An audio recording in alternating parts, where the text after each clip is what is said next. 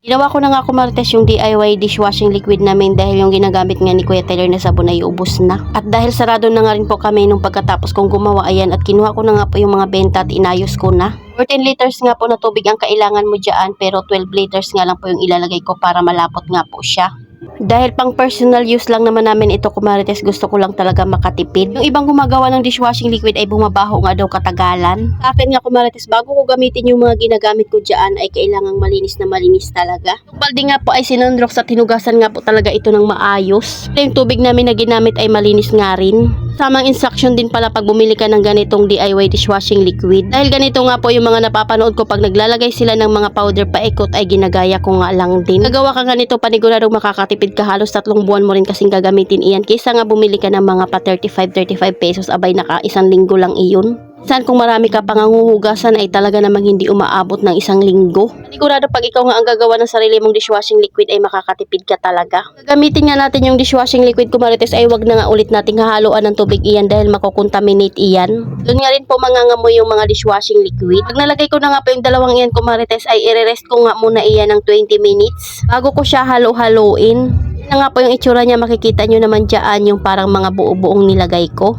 Bago ko nga haluin yan, medyo na-dissolve na nga po iyan sa tubig kaya hindi ka na mahihirapan. Kasi bawat lagay ko ng isang ingredients ay hinahalo ko na masakit nga po iyan sa braso. Madali pala siyang haluin pag nakarest na nga po siya ng 20 minutes. Tapos ko nga pong haluin na ilagay naman natin itong pang flavor. Mansi nga po yung binili ko dahil nakasubok nga po ako ng lemon ay hindi ko nga po masyadong nagustuhan. Kasi kumarites sobrang bango nga po nito at maaamoy mo talaga habang hinahalo mo lang.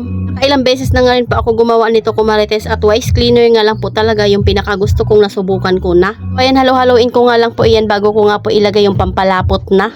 Ito nga po yung last na nilalagay at paikot nga rin po yung pagkakalagay ko dyan. At unti-unti nga lang po sa pagbubuhos. Haluin ko nga lang po yan kumarites hanggang sa ma-dissolve na nga po lahat. Pero hindi mo nga po kaagad ito magagamit dahil kailangan pa mag-rest ng 24 hours bago mo nga pwedeng gamitin iyan. Siyempre para sure nga po na talaga namang na-dissolve na lahat ng mga ingredients. So, ayan na yung itsura niya pagkatapos kong mahalo lahat at inalo ko nga lang po ulit iyan. Ito naman nga po yung itsura kinabukasan. Masubukan nga natin kung mabula kaya naman gagamitin nga po natin iyan. Pero bago nga po yan kumarites ito at inayos ko na nga muna yung perahan namin. Ano nga muna yung benta doon sa tindahan at nagtira lang ako ng panukli. Tapos yung 20 at 10 hinulog ko na sa alkansya. Sa sigarilyuhan ay kinuha ko na nga po yung benta dahil medyo masikip na. Tatabi ko nga lang po iyan para pag mag-grocery ako ay nakaayos na nga po yung pera. Tangan ko na naman nga po bumili ng mga sigarilyo dahil konti na nga lang po yung aking stock dyan. Tagi 1 piraso na lang at meron pang ubos na.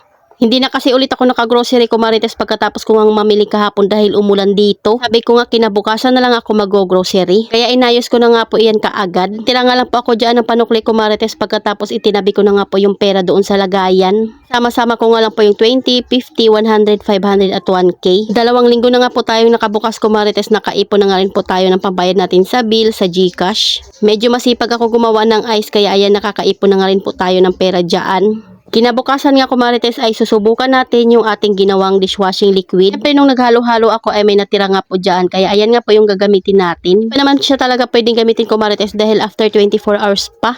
Nakadikit dyan ay susubukan na natin gamitin. Kulang ba na binabanlawan mo na yung mga hugasin bago ko nga sabunan? Bihira nga lang po ako maghugas kumarites dahil madalas nga po yung bunso ko na. Hina rin po ako ng bagong sponge para naman mapalitan na nga rin po yung sponge namin. Siyempre at wala talaga dito nakalagay na sabon dahil bago nga ito.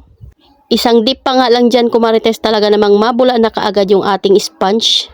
Ito lang talaga yung gusto ko sa kalamansi kumarites, maaamoy mo din talaga yung pinaka-flavor niya. At mawawala nga po talaga yung mga langsa na hinuhugasan natin. Tingnan nyo naman kung gaano nga kabula ito. Iban sa makatipid ka na ay maganda rin talaga yung quality. Subok na rin talaga ako ng dating dishwashing liquid pero hindi ko nga gusto yung amoy at hindi ko rin talaga gusto yung quality niya. Hindi nga kagaya sa wise cleaner talaga namang mararamdaman mong malinis yung hinuhugasan mo dahil natatanggal talaga yung mga mantika-mantika niya. Sa pag gumawa nga tayo ng dishwashing liquid kumarites, kailangan talaga lahat ng ginagamit natin ay malinis. Hindi nga makontaminate yung ating mga gagamitin. Alam kong lahat ng mga nanay ay gusto talagang nakakatipid kaya ito talaga yung recommended ko ang gumawa ng dishwashing liquid para naman hindi tayo paulit-ulit bumibili. Yung mahal din kasi talaga yung Joy na ginagamit natin. So ayan na nga po yung basong binanlawan natin kumarites, talagang kumintab siya. Kitang-kita na nga po yung kalinisan niya. After ko maghugas dyan kumarites, syempre lilinisin natin yung ating lababo at labhan natin yung mga basahan. Tinanggalin po natin itong liquid na natira. Tigri po ay huhugasan natin iyan kumarites para naman maganda rin tingnan. So yun lang muna kumarites, salamat sa panonood. Follow for more, God bless us at sana i-share nyo na nga po itong aking video.